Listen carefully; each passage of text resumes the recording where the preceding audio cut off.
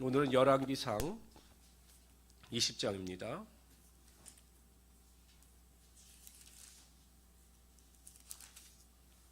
구약성경 550페이지입니다. 구약성경 550페이지 열왕기상 20장입니다. 열왕기상 20장은 아람과 북이스라엘과의 전쟁 가운데 하나님께서 북이스라엘을 도우셔서 큰 승리를 거두게 하시는 이야기가 기록되어져 있습니다. 물론 그 이야기 가운데 왕이 하나님 앞에 순종하지 아니함으로 말미암아 책망을 듣는 이야기도 나오고 있습니다. 우리 먼저 1절부터 34절까지 읽도록 하죠. 읽습니다. 아람의 베나닷 왕이 그의 군대를 다 모으니 왕 32명이 그와 함께 있고 또 말과 병거들이 있더라. 이에 올라가서 사마리아를 에워싸고 그것을 치며 사자들을 성원에 있는 이스라엘의 왕에게 보내 이르기를 베나닷이 그에게 이르되 내 은금은 내 것이요 내 아내들과 내 자녀들의 아름다운 자도 내 것이라 하매 이스라엘 왕이 대답하여 말하기를 내 주 왕이여 왕의 말씀같이 나와 내 것은 다 왕의 것이나 하였더니 사신들이 다시 와서 이르되 베나닷이 이르노라 내가 이미 내게 사람을 보내어 말하기를 너는 내 은금과 아내들과 자녀들을 내게 넘기라 하였거니와 내일 이맘때에 내가 내 신하들을 내게 보내리니 그들이 내 집과 내 신하들의 집을 수색하여 네 눈이 기뻐하는 것을 그들의 손으로 잡아가리라 한지라. 이에 이스라엘 왕이 나라의 장로들을 다 불러 이르되 너희는 이 사람이 악을 도모하고 있는 줄을 자세히 알라. 그가 내 아내들과 내 자녀들과 내 은금을 빼앗으려고 사람들을 내게 보냈으나 내가 거절하지 못하였노라. 모든 장로와 백성들이 다 왕께 아뢰되 왕은 듣지도 말고 허락하지도 마옵소서 한지라. 그러므로 왕이 베나닷의 사신들에게 이르되 너희는 내 주 왕께 말하기를 왕이 처음에 보낸 종에게 구하신 것은 내가 다 그대로 하려니와 이것은 내가 할 수 없나이다 하라니 사자들이 돌아가서 보고하니라.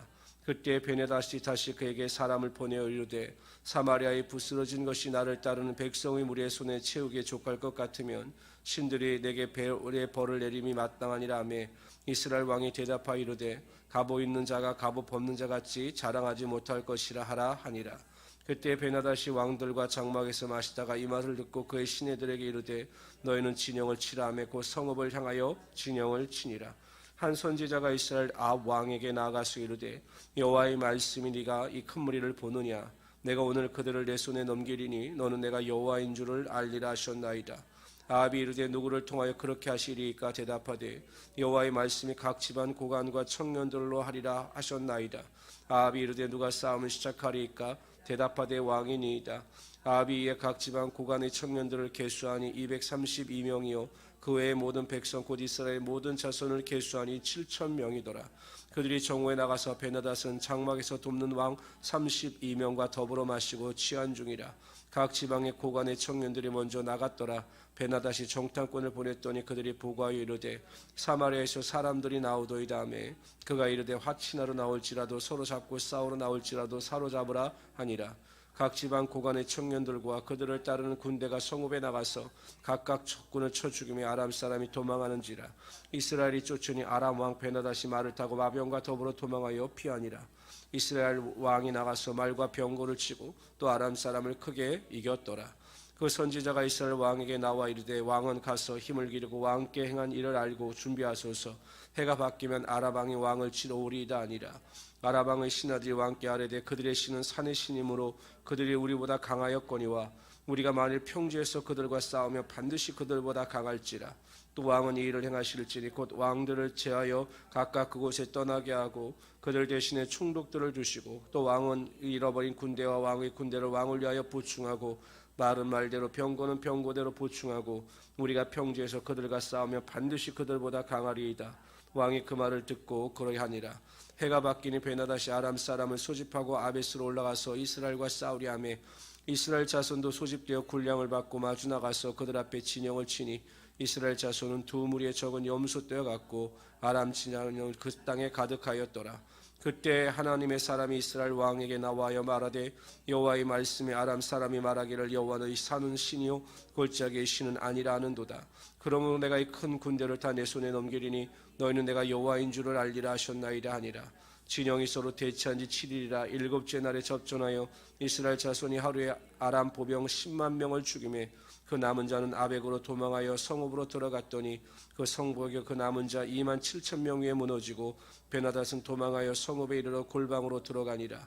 그의 신하들이 그에게 말하되 우리가 들은즉 이스라엘 집의 왕들은 인자한 왕이라 하니 만일 우리가 굵은 배로 허리를 동이고 테두리를 머리에 쓰고 이스라엘 왕에게 나아가면 그가 혹시 왕의 생명을 살리리라 하고 그들이 굵은 배를 허리에 동이고 테두리를 머리에 쓰고 이스라엘 왕에게 이르러 이르되 왕의 종 베나닷이 청하기를 내 생명을 살려 주옵소서 하나이다. 아합이 이르되 그가 아직도 살아있느냐 그는 내 형제이니라. 그 사람들이 좋은 징조로 여기고 그 말을 얼른 받아 대답하여 이르되 베나닷은 왕의 형제니이다. 왕이 이르되 너희는 가서 그들을 인도하여 오라. 베나닷이 왕에게 나오니 왕이 그를 병거에 올린지라. 베나닷이 왕께 이르되 내 아버지께서 당신의 아버지에게 빼앗은 모든 서급을 내가 돌려보내리이다. 또 내 아버지께서 사마리아에서 만든 것 같이 당신도 다메섹에서 당신을 위하여 거리를 만드소서. 아합이 이르되 내가 이 조약으로 인해 당신을 놓으리라 하고 이에 더불어 조약을 맺고 그를 놓았더라. 두 번의 공격입니다. 그때 하나님께서 북이스라엘 편에 쓰셔서 그들을 도우심으로 큰 승리를 거두게 됩니다. 근데 이해가 되지 않죠. 왜냐하면 아합 왕은 악한 왕이었기 때문에 하나님께서 그를 도우실 이유가 전혀 없었습니다. 그런데 하나님께서 왜 북이스라엘을 도우셨는가? 첫째 이유는 아람 왕 베나닷의 교만입니다. 그 악한 왕이었기 때문에 하나님께서 그를 대적하시기 위한 것이 첫째 목적이었고, 두 번째 목적은 13절과 28절에 나옵니다. 한번 읽어봅시다. 13절 한 선지자가 이스라엘 아합 왕에게 나아가서 이르되 여호와의 말씀이 네가 이 큰 무리를 보느냐 내가 오늘 그들을 내 손에 넘기리니 너는 내가 여호와인 줄을 알리라 하셨나이다. 너는 내가 여호와인 줄을 알리라. 28절도 마찬가지입니다. 두 번째도 보십시오. 있습니다. 그때 하나님의 사람이 이스라엘 왕에게 나와 말하여 이르되 여호와의 말씀에 아람 사람이 말하기를 여호와는 산의 신이요 골짜기 신은 아니라 하는도다. 그러므로 내가 이 군대를 다 내 손에 넘기리니 너희는 내가 여호와인 줄을 알리라 하셨나이다 하니라. 너희는 내가 여호와인 줄 알리라. 결국 하나님께서 이스라엘 도우신 목적은 한 가지였습니다. 하나님 스스로가 여호와, 하나님은 스스로 계신 전능하신 하나님이심을 알리시기 위하여 이스라엘 민족을 도우신 거죠. 어찌 보면 하나님께서 하나님 스스로가 여호와인 것을 그들에게 알리심으로 북이스라엘이 죄악에서 돌이켜 하나님께 나아오기를 원하셨던 것입니다. 창세기는 이렇게 시작합니다. 하나님이 태초에 천지를 창조하시느니라. 이 짧은 문장 안에서 주어는 하나님이십니다. 이것은 무엇을 의미하느냐? 이 세상의 주인은 하나님이심을 강조하고 있는 것이죠. 왜냐하면 가장 먼저 성경이 시작되면서 주어가 하나님이시기 때문이죠. 하나님은 이 세상의 주인이십니다. 만물의 주관자가 되시고 역사의 주관자가 되시며 이 세상을 창조하신 창조자가 되시는 것입니다. 하나님께서 이 세상의 주인이 되시며 또한 그러한 하나님을 내 삶의 주인으로 모시며 살아가는 자들에게는 하나님께서 하늘의 문을 여시고 하나님의 영광과 능력이 반드시 나타나게 하여 주시는 것입니다. 다윗과 사울 왕의 차이가 거기에 있었던 겁니다. 사울 왕은 하나님의 만물의 주인이셨지만 자신의 삶의 주인이 아니었습니다. 그래서 하나님을 의지하지 못했습니다. 그러나 다윗은 골리앗과의 전쟁에서 만물의 주인이신 하나님이 나의 삶의 주인이심을 믿었기 때문에 골리앗이 칼과 단창으로 나온다 할지라도 자신은 만군의 여호와 그 이름을 가지고 나아가 크게 승리할 수 있었던 것입니다.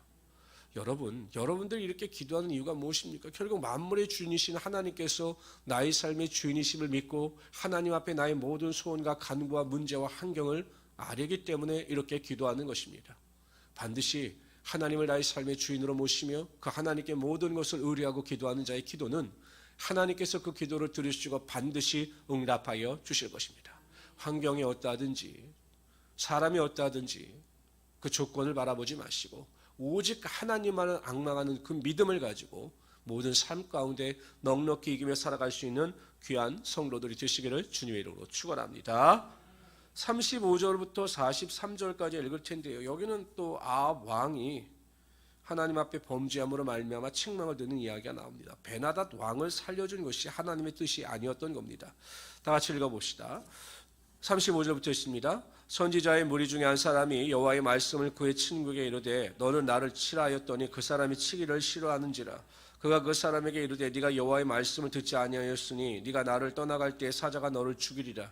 그 사람이 그의 곁을 떠나가더니 사자가 그를 만나 죽였더라. 그가 또 다른 사람을 만나 이르되 너는 나를 치라 하매 그 사람이 그를 치되 상하도록 친지라. 선지자가 가서 수건으로 자기의 눈을 가리어 변장하고 길가의 왕을 기다리다가 왕이 지나갈 때에 그가 소리질러 왕을 불러 이르되 종이 전장 가운데 나가더니 한 사람이 돌이켜 어떤 사람을 끌고 내게로 와서 말하기를 이 사람을 지키라. 만일 그를 잃어버리면 내 생명으로 그의 생명을 대신하거나 그렇지 아니하면 내가 은 한 달란트를 내어야 하리라 하였거늘 종이 이리저리 이를 볼 동안에 그가 없어졌나이다. 이스라엘 왕이 그에게 이르되 내가 스스로 결정하였으니 그대로 당하여야 하리라. 그가 급히 자기의 눈을 가린 수건을 벗으니 이스라엘 왕이 그는 선지자 중에 한 사람인 줄 알아본지라. 그가 왕께 아뢰되 여호와의 말씀이 내가 말하기로 작정한 사람을 네 손으로 놓았은즉 내 목숨은 그의 목숨을 대신하고 내 백성은 그의 백성을 대신하리라 하셨나이다. 이스라엘 왕이 근심하고 답답하여 그의 왕궁으로 돌아가려고 사마리아에 이르니라. 그러니까 아합 왕은 하나님께서 역사하셨음에도 불구하고 그 명령에 순종하지 않습니다. 마치 자신의 전쟁의 승리자인 것처럼 착각하여 자신의 의지대로 베나닷을 살려줌으로 하나님의 심판을 받고 말았던 것입니다. 성도 여러분, 우리가 이 세상을 살아갈 때 우리의 삶의 주변에 일어나는 모든 일의 근원은 다 하나님께 있는 것입니다. 내가 복을 받고 하나님의 능력을 체험하고 하나님의 은혜 가운데 살아가는 모든 것이 나에게 있는 것이 아니라 하나님께 있는 것입니다. 그러므로 우리는 하나님의 말씀에 절대 순종하고 항상 하나님 앞에 겸손하여 하나님의 뜻대로 살아가야 하는 것이죠. 그런데 성도들 가운데도 마치 내가 무엇을 이룬 것처럼 교만하여 하나님의 말씀에 순종하지 아니하고 자신의 뜻대로 생각대로 살아가는 자들이 너무나 많이 있습니다. 하나님이 기뻐하지 않으십니다. 항상 우리를 위하여 선을 베푸시며 우리의 삶에 은혜로 채워주시는 그 하나님 앞에 상황이 어떠하든지 간에 내 생각과 감정과 뜻을 다 내려놓고 철저하게 순종하심으로 책망이 아니라 칭찬과 영광과 존귀를 얻으며 돌아갈 수 있는 하나님의 귀한 성도들이 되시기를 주님의 이름으로 축원합니다. 오늘 하루도 기도하십시오. 하나님, 내 뜻대로 내 생각대로 내 감정대로 살게 하지 마시고 하나님의 말씀에 철저히 순종하여 하나님이 기뻐하시는 하루가 될 수 있도록 해주십시오 라고 기도하시고 오늘 하루도 믿음 안에서 승리하시는 우리 귀한 성도들이 되시기를 주님의 이름으로 축원합니다.